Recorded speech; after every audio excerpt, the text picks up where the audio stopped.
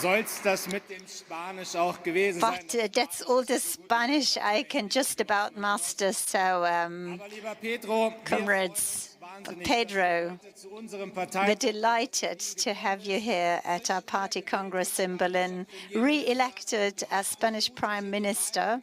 And you are very courageous in the electoral campaign, fighting for an open-minded Spain against the right-wing populists in Spain. Congratulations and welcome to Berlin.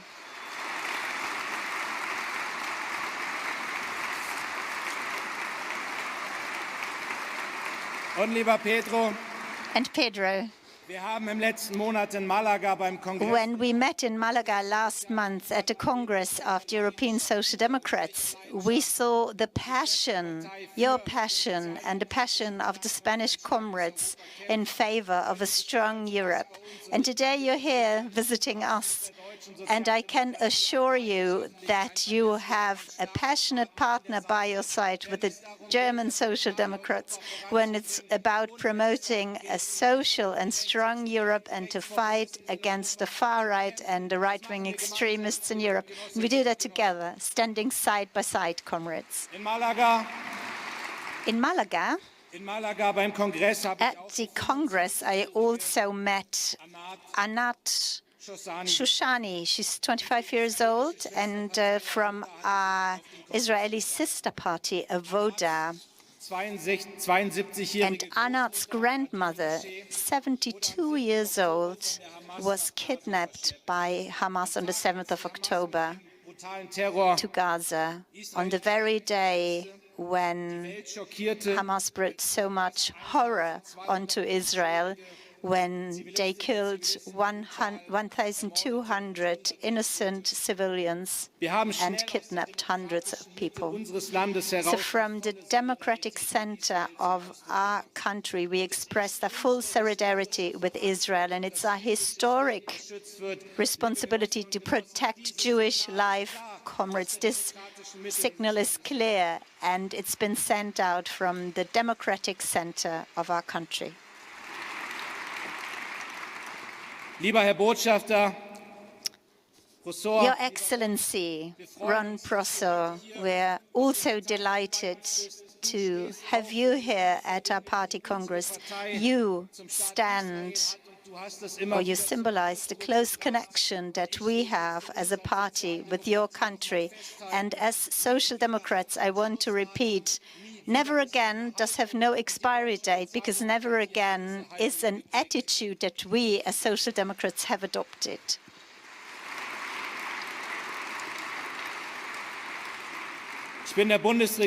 And I'm deeply grateful to the federal government and Olaf Scholz for their clear and attitude and their diplomatic efforts that they have shown. So this commitment is also decisive to prevent an escalation in the region, and the diplomatic initiatives have managed to bring the freedom for many of the hostages. Also, Anat's grandmother, who was freed from captivity after so many days, but 137 hostages are still in captivity in Gaza, and we ask for them to be freed immediately, and I'm very grateful to the federal government for all their efforts to that end.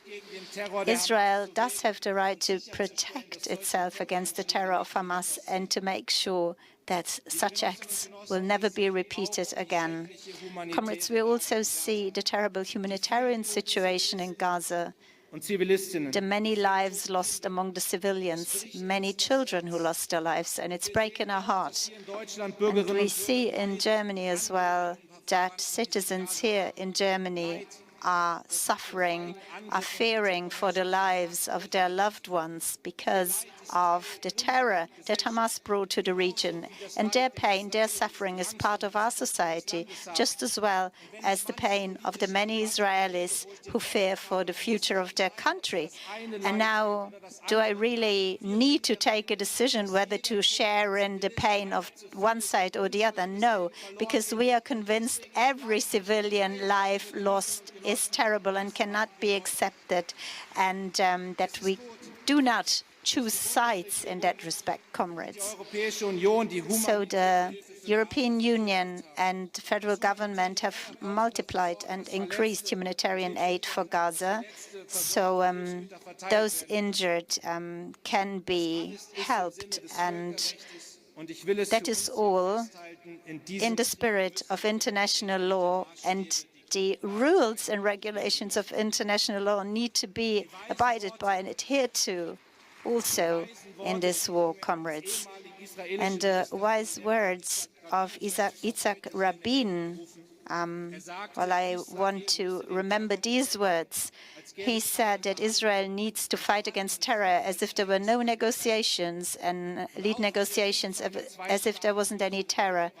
And although the path to a two-state solution seems out of reach, that would be the only condition, the only possibility for sustainable peace in the region, and we as Social Democrats will keep on supporting this approach. Comrades, when I was elected party chair 2 years ago, I took a decision. I wanted to bring new life into the international politics of the SPD, to also underline our linkage, our connections with all our sister parties in the world, and to fight together against the far right. And that was before the 24th of February 22 and long before the 7th of October 23. So who would have thought that international politics would become the focus of our politics? The attack, the war of attack violating international law of Russia against Ukraine is a turning point, really a Zeitenwende in the international order. And I also asked the International Commission to bring social democratic answers to this world in turmoil, and we've done that over the past 2 years, internally in our commission, but also publicly with our commission on fundamental values, with the Friedrich Ebert Foundation, with our members, feminist networks, the young socialists and experts in Germany and beyond. So we have gone through an intense process for these 2 years, and the motion that we are discussing right now are the fruit coming out of all these discussions. So, comrades, we can be proud that we were able to speak about international topics in that intensity. But it's not only discussing them. I'm also delighted to welcome the new chair of the CHP, our sister party from Turkey, Özgür Özal. Özgür, Germany and Turkey are united in a bond of friendship. Millions of Turkish people have become Germans living in Germany. So they enrich our country, our culture, our economy, becoming more innovative. And when in February this year the earthquake took place and 60,000 people lost their lives and millions of existences were destroyed, we were deeply hurt. We shared the tears of Turkey at the time. So with Serpil, Serdam and Niels, I visited the region of the earthquake, and we were deeply impressed by the support that had been mobilized on the ground. And we also asked for donations, because we saw in the temporary shelters that the children have nothing to do. So we wanted a tent for where the children could play, and we needed 5,000 euros. And you, as party members, donated 30,000 euros. So we could donate this tent, and also the contribution of social workers. So that was a small but a relevant contribution, which made me feel again that we don't only talk about international solidarity, but we fill it with life, very specifically in specific situations, and we can be proud of that. And you led with your own example. Es gab Zeiten, da hat das There internationale were times when international affairs didn't really play a big part in our party, and we cannot allow that to happen again, because the war waged by Russia, the pandemic, all these factors have shown us that these international conflicts have an enormous explosive power inside our own country and society. So that's why we as Social Democrats need to be the party that can really have an impact on international policy, and we can build bridges in order to prevent the rifts inside our country. And of course, we need to question what we could have done differently before the 24th of February. We need to ask ourselves what we can learn for the future, and we need to do it as well. As party chair, I personally felt that it was important really to come to terms with the mistakes that we've committed in the past, and we're the only political party in the German landscape who's done that, by the way. In Deutschland gab es über viele Jahre ein von In Germany, der Gesellschaft getragenes there was a consensus in broad parts of the society that close ties with Russia are good for us, good for Russia as well, good for peaceful living together in Europe. And that was the foundation of our policy. But because of that, we weren't able to see that the framework of these relationships had changed, that Putin's regime has become ever more repressive and aggressive and revisionist, and that we were not able to see what really divided us. And comrades, it was a mistake not to be more distanced when it comes to Putin's regime. Russia has really said goodbye to the system of common security and our joint values. So we need to organize our security system without Russia and protecting us against Russia as well. So others have, though, used this opportunity to spit on the legacy of Willy Brandt, and I will not allow for that to happen. I will protect Willy Brandt's legacy, his politics, his foreign policy. That was always a combination of diplomacy, a clear view onto human rights, and also international law, the protection of sovereign borders. And Willy Brandt knew that the hand that you extend needs to be a strong hand. And we, as Social Democrats, we have understood that. We do offer our hand. We want to do that in the future as well. Und die Werte, die unsere Außen- und And the values that are the guiding stars for our foreign policy are a great foundation: peace, international solidarity, justice, freedom, the rule of law, democracy. That needs to be and need to continue to be our objectives. And that's why it's guiding us to stand firmly side by the side of Ukraine. And we have signaled that also when we visited President Zelensky this year. And I remember a conversation that really impressed me when we talked to Bohdan Feres, the chair of the Ukrainian Social Democratic Platform, and he's with us today as well. He said, tomorrow is always characterized by great insecurity, but this perspective to become a part of the European Union gives hope to the people in Ukraine, hope for the future. Bohdan and your fellow Ukrainians, we stand by your side. You are part of the European Union, and the SPD is standing firmly by your side. Und and it's the European Union that shows us that cooperation makes us stronger, stronger than conflicts, and democracy and the rule of law, the freedom and to protect the freedom of our citizens. And that's what we stand for: peace, prosperity, and freedom. And Europe is a great concept, and we're ever more aware of that when taking a look at the national debates. 27 nation states that are developing their strength together, 450 million citizens, and no other country is benefiting as much from the European Union as Germany does.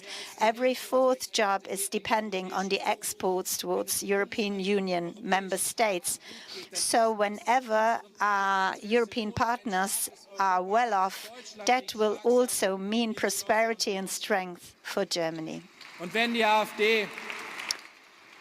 And if the AfD advocates an exit from the European Union and speaks of the Europe of the fatherlands, well, they want to cut down secure jobs, prosperity, and security. And this is what Europe can guarantee for us. So that's why the European elections next year will be decisive. And whether those forces will win that want to develop and secure Europe, or those who want to travel back in time. And we need to fight against the far right. And we do that with Katharina at our helm. And we do look forward to the European campaign next year. We will be standing by your side and supporting you.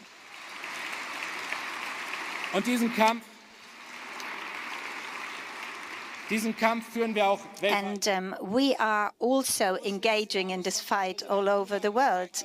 In August, I supported last year Lula, President Lula. He was candidate at the time, and I met him last week as president, last week here in Berlin.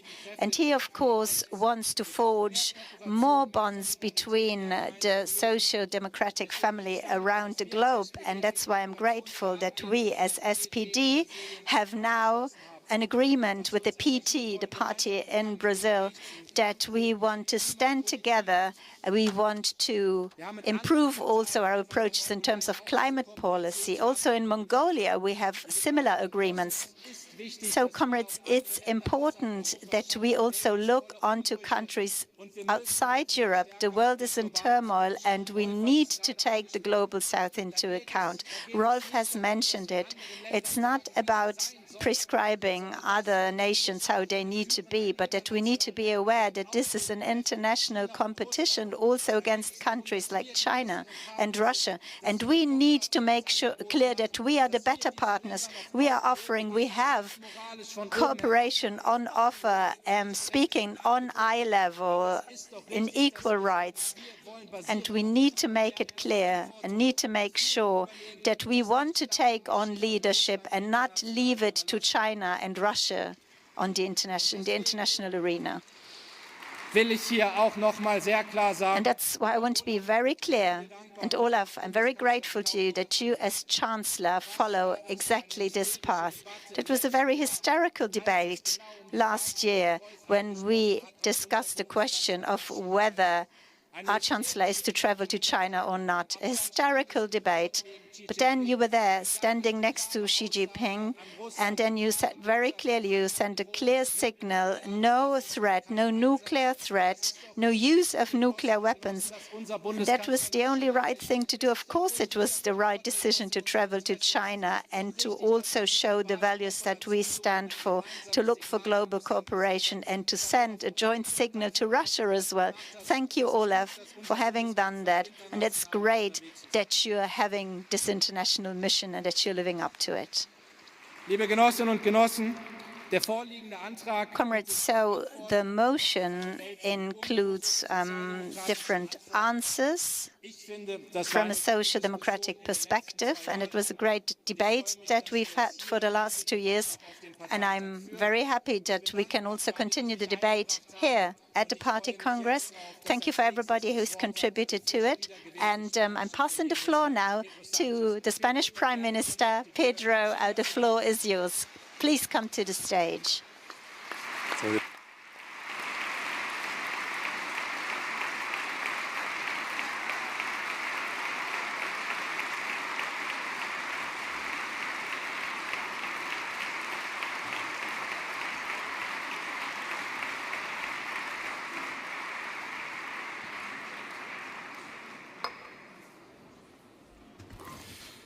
Thank you very much, President. Thank you very much, dear colleagues. If there's something revolutionary in politics, it is doing what is right.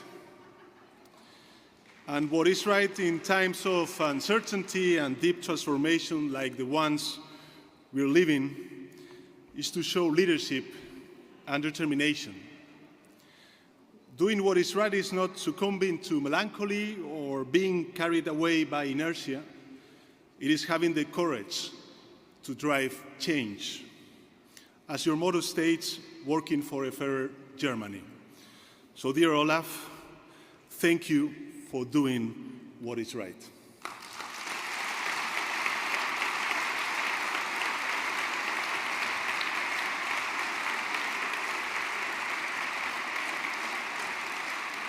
Thank you for your vision to lead the green and digital transformation of this great country. And thank you for your courage to lead change in Germany. And I can tell you that today and always, here in Berlin, in Madrid, or in Brussels, you will always find me by your side.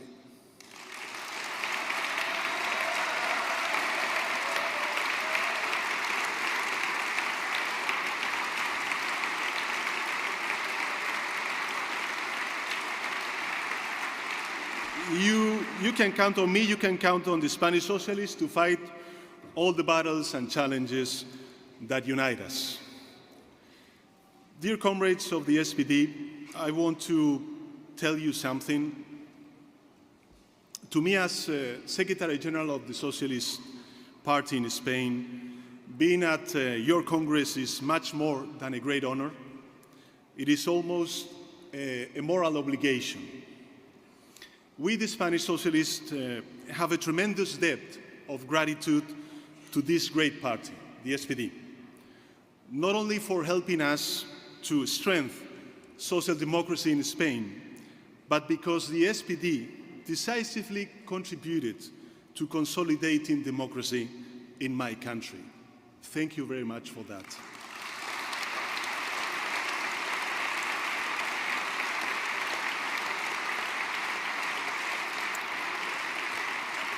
We will never forget that example of fraternity. We will never forget that in the darkest moment of the Spanish history, you were a beacon of hope and inspiration. You were a hand that helped my country move forward when it needed it most. So today, I'm not addressing you as a Spanish social democrat. I would like you consider me as a member of this great family called the SPD, because I am one of yours.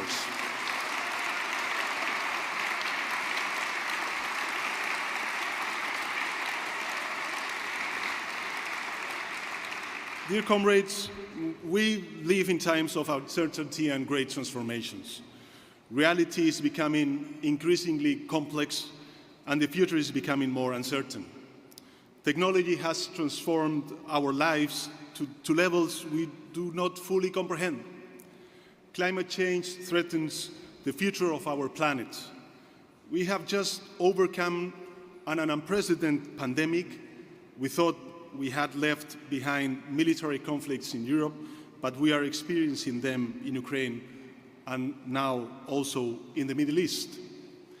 But no matter how profound the changes are, some certainties are equally deep.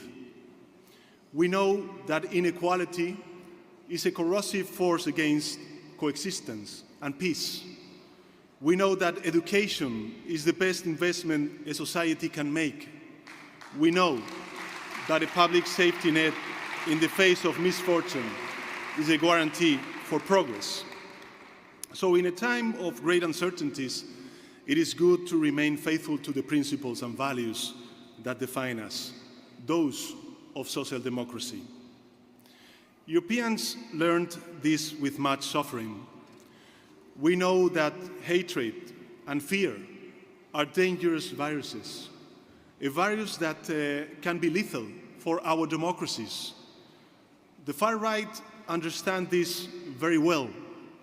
They know how to spread the virus, Unfortunately, this virus is invading traditional right-wing politics in many parts of Europe and the world. The world is at a major crossroads. We've seen it in advanced democracies like the United States. We never know, or we don't know yet what's going to happen in the next US elections. But also in the past in Brazil, and now in Argentina. We're witnessing it in Europe. A global battle is being fought between science and annalism, between the equality represented by feminism or the privilege of sexism, between social justice or inequality, between respect for human rights or the barbarism of war, between culture or a return to censorship, between democratic respect or the populist insult of extremists.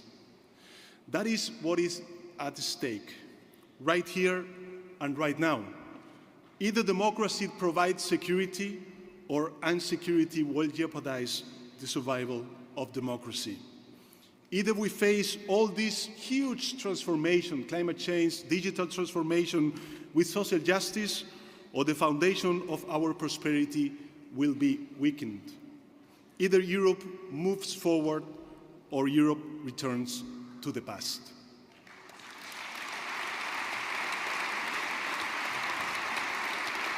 And talking about the past, in the past, traditional conservative parties simply sought to preserve a status quo. That could be harmful or just a wrong decision, but not a lethal one. Now, the real threat is different. They do not seek to simply preserve something. They seek, pushed by the far right, into the ashes of the past. And that, yes, it can be lethal for democracy. So, dear comrades, it is not enough to resist the reactionary tide that is sweeping the world with hatred, fear, and forgetfulness. We need advance. And the best way to ensure progress is to continue defending the principles of our dear family, the social democracy. So let us always remember why and for what purpose we enter politics. Let us remember that we are here to improve people's life. We are here to promote a future with more social justice, with more rights and freedoms, and with more democracy. So we cannot afford to stop. Socialists understand well that there is no natural law working in favor of justice and equality. Everything must be earned through effort. Nothing has been given to us, and not progressing almost always means moving backwards. So therefore, we must convey a message of hope, especially to the younger generation. A country that offers hope and a future to its youth can resist populism and far right. My dear comrades, the welfare state was a tool against the return of fascism. Today, it still is. It is our tool against the far right because it provides certainty and security to the middle and the working class. And there is no other ideological construct more effective in combating inequality. It is a powerful instrument, just as powerful as the ideal of a united Europe.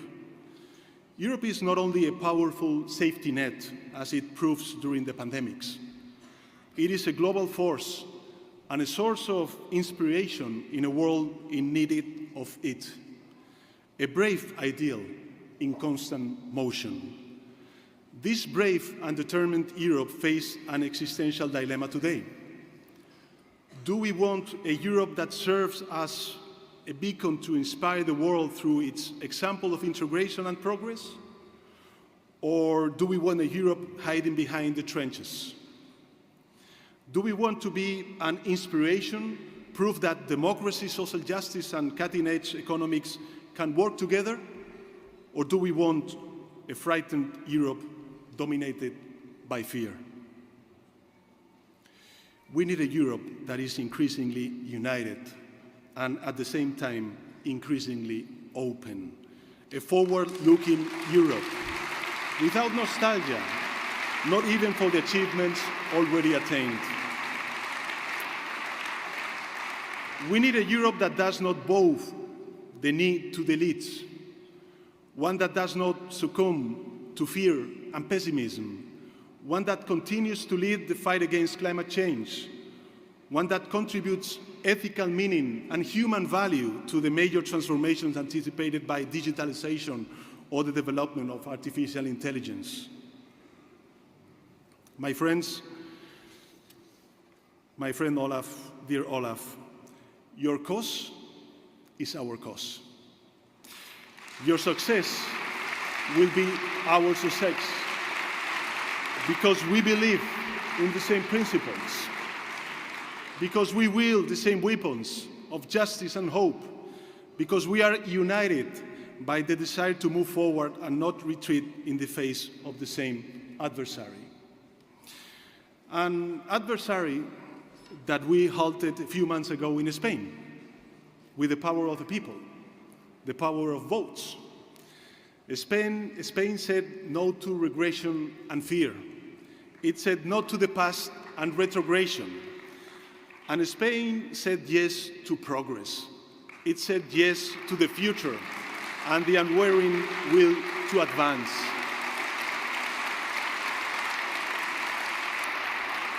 So today, Spain has a new progressive government, and from that government we will stand for an open, supportive and human rights committed Europe that others want to dismantle. Because this is the real soul of Europe. And dear Olaf, dear comrades, Spain and Germany will be united in their defense.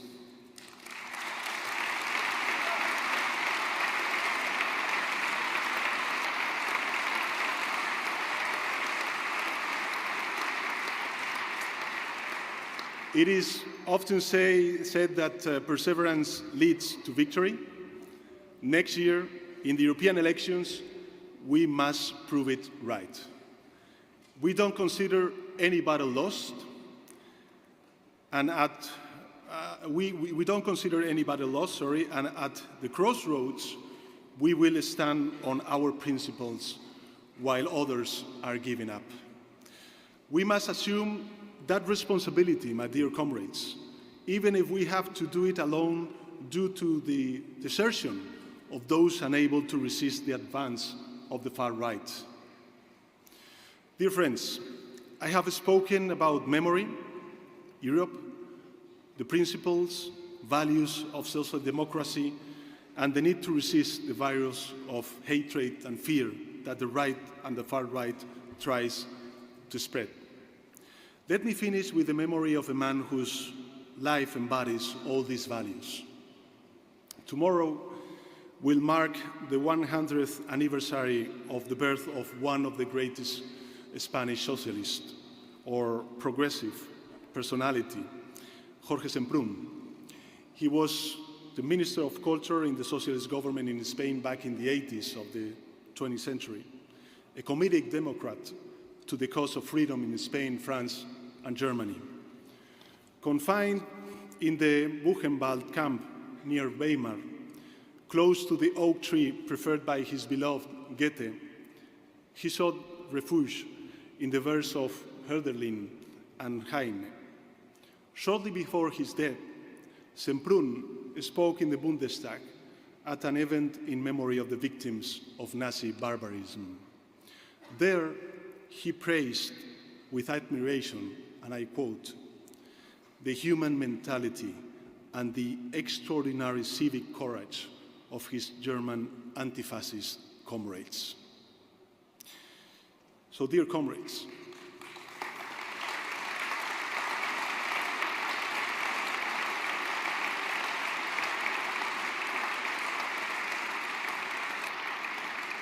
those values are alive in all of you. in my comrades of the German social democracy, in those who are the heart and the soul of a party that is a moral compass for all European progressives. Today, yesterday, and always, it is an honor to fight alongside you for a fairer Germany, a fairer Europe, and a fairer world. And I thank you.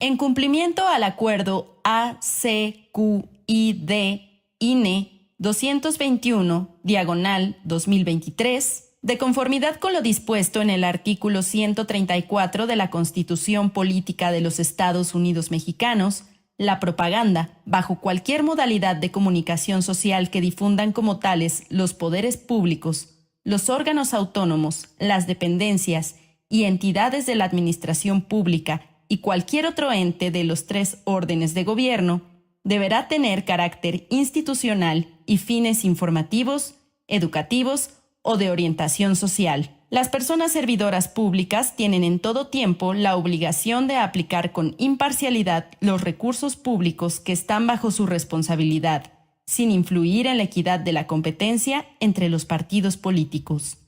Instituto Nacional Electoral.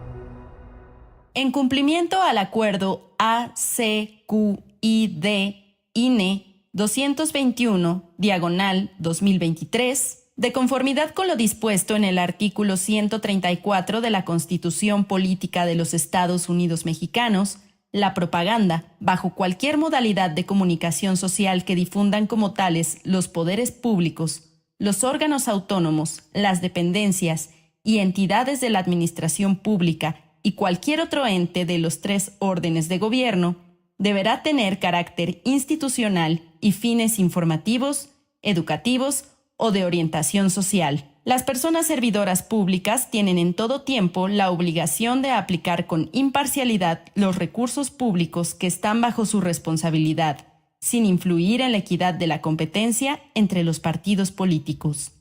Instituto Nacional Electoral.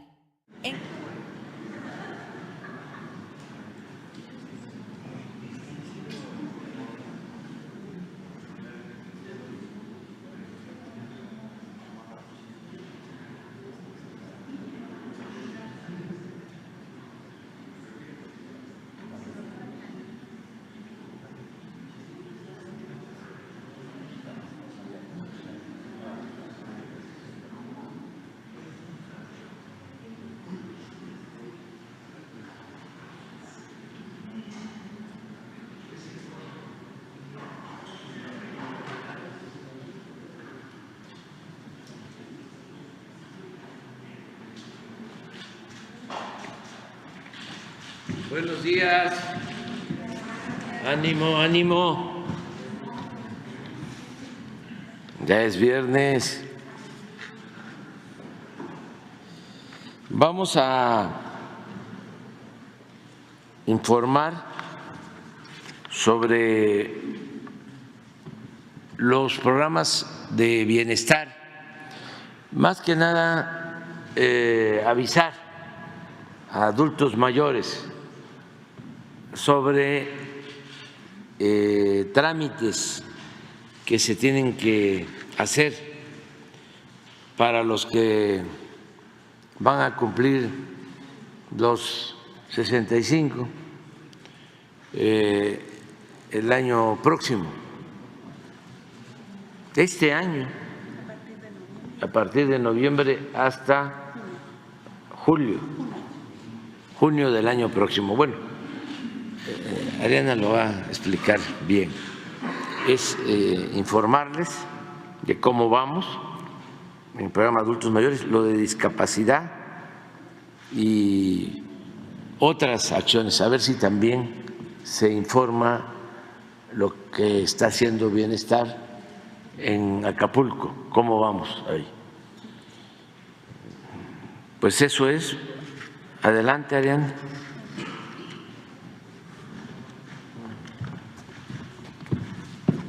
Muchas gracias. Buenos días. Con el permiso del señor presidente, vamos a presentar cómo vamos con las y los programas de bienestar.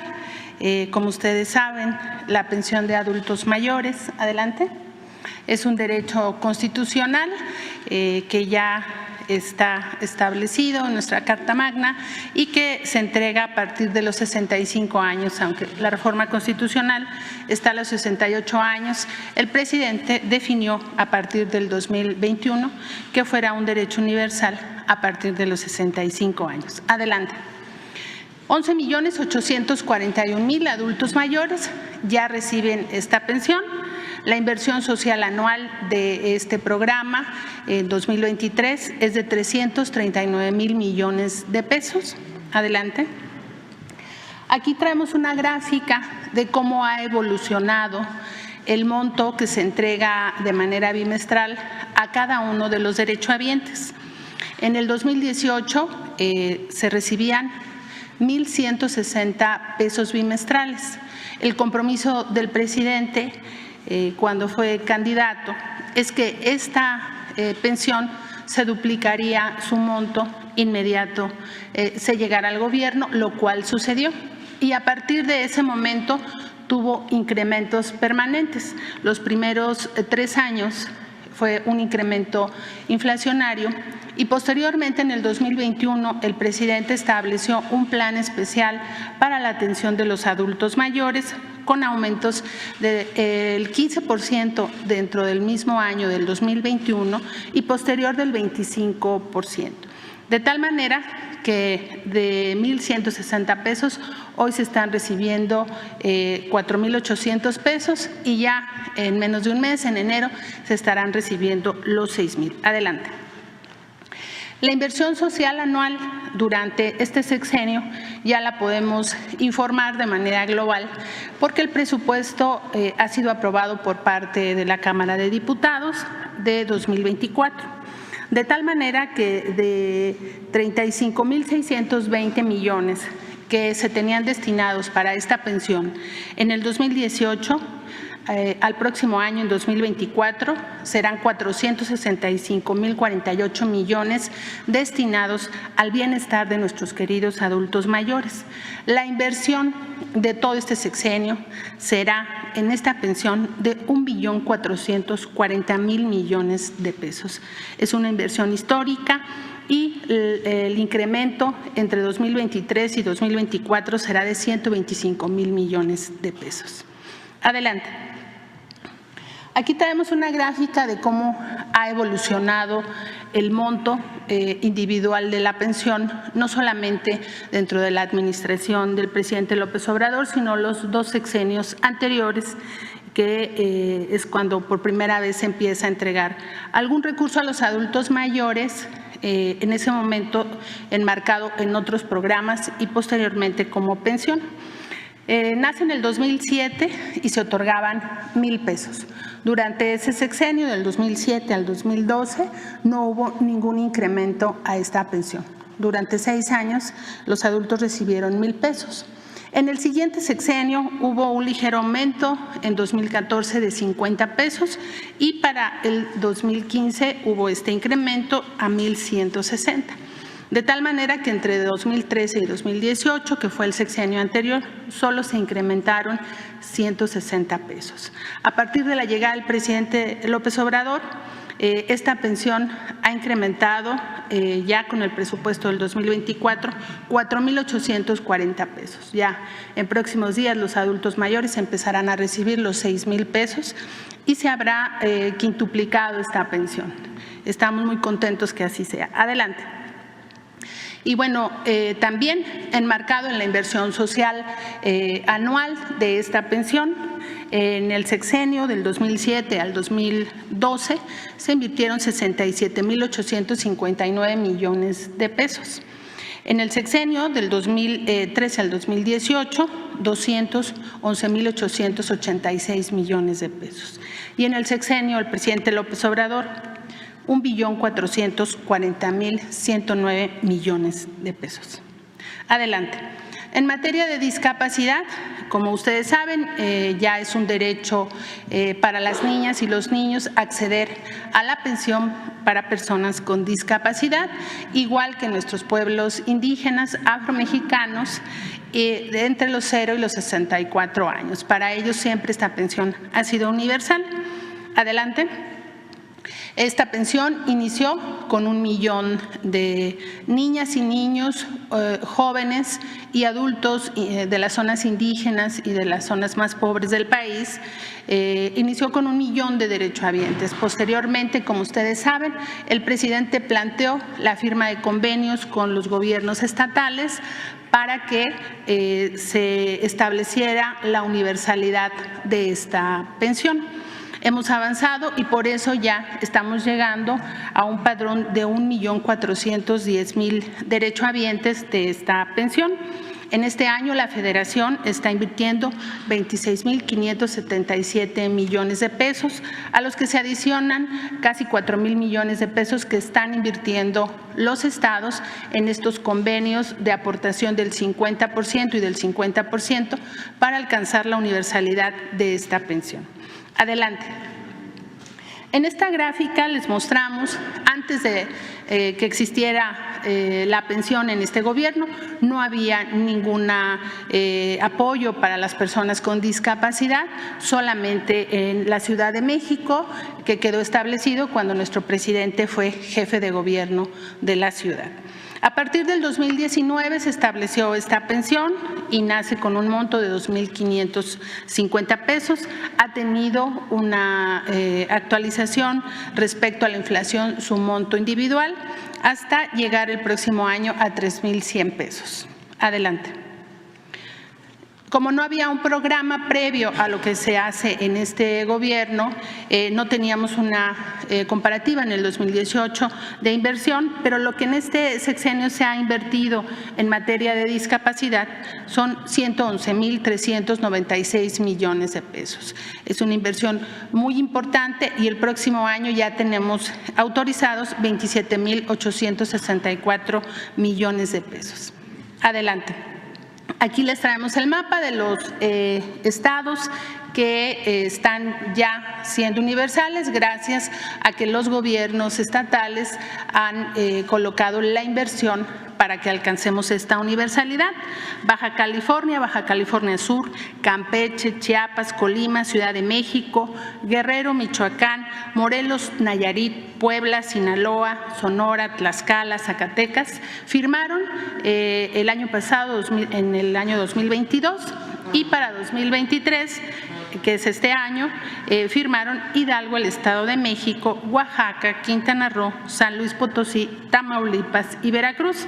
Los estados que están pendientes de sumarse a este esfuerzo para que la pensión sea universal es Chihuahua, Coahuila, Nuevo León, Durango, Jalisco, Aguascalientes, Guanajuato, Querétaro, y Tabasco y Yucatán. Adelante. Como ustedes saben, tenemos un convenio con la Fundación Teletón que nos permite ayudar a las familias otorgando terapias de manera gratuita a las niñas y los niños que viven con discapacidad. Actualmente este programa se implementa en 22 estados, en 23 centros de rehabilitación infantil, y estamos atendiendo a 27.696 niñas y niños que reciben estas terapias de manera gratuita. A la fecha hemos otorgado 1.772.000 terapias, insisto, de manera gratuita para las familias, porque muchos de ellos, si no tuvieran el acceso a estas valeras que hacen efectivo su programa para que sea gratuito, no podrían acceder a la rehabilitación. Adelante. En el caso del programa de madres trabajadoras, estamos beneficiando a 291,233 niñas y niños menores de 3 años. Les da la oportunidad este programa a sus mamás de definir el cuidado que tengan para ellos, para que ellas puedan salir a trabajar o estudiar. El monto individual es de 1,600 pesos bimestrales, con una inversión en este año de 2,926 millones de pesos. Adelante. Adelante. Adelante, es que esas no las vamos a presentar ahora. Adelante.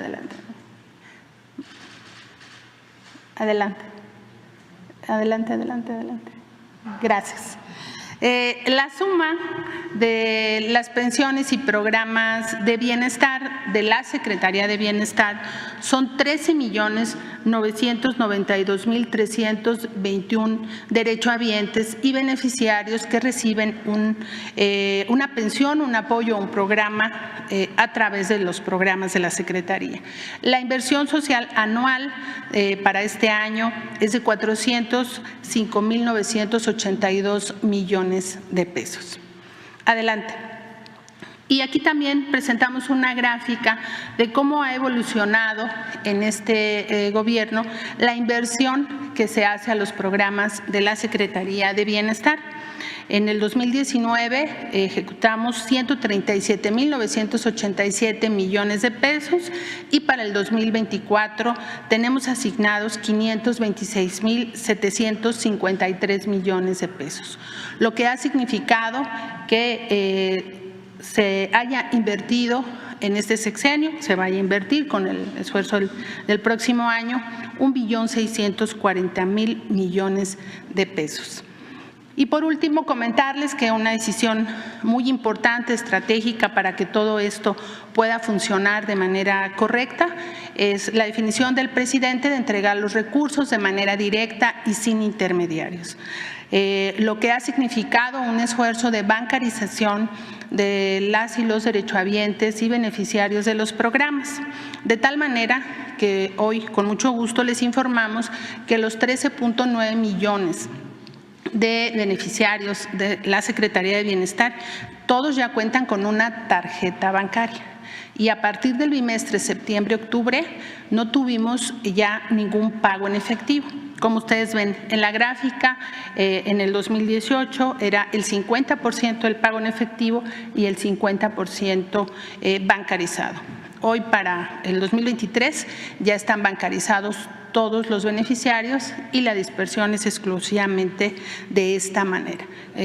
Cerramos ya este tema que para nosotros es muy importante, que lleguen los recursos y que cada vez estos trámites sean mucho más independientes, que les permita a las personas realizar con libertad el ejercicio de sus recursos. Les vamos a presentar el calendario del registro, también lo que aquí comentaba el presidente. Como ustedes saben, el próximo año tenemos ciertas restricciones en el tiempo y hemos previsto realizar nuestras actividades para cumplir con la ley. ¿El del registro de adulto mayor? Sí.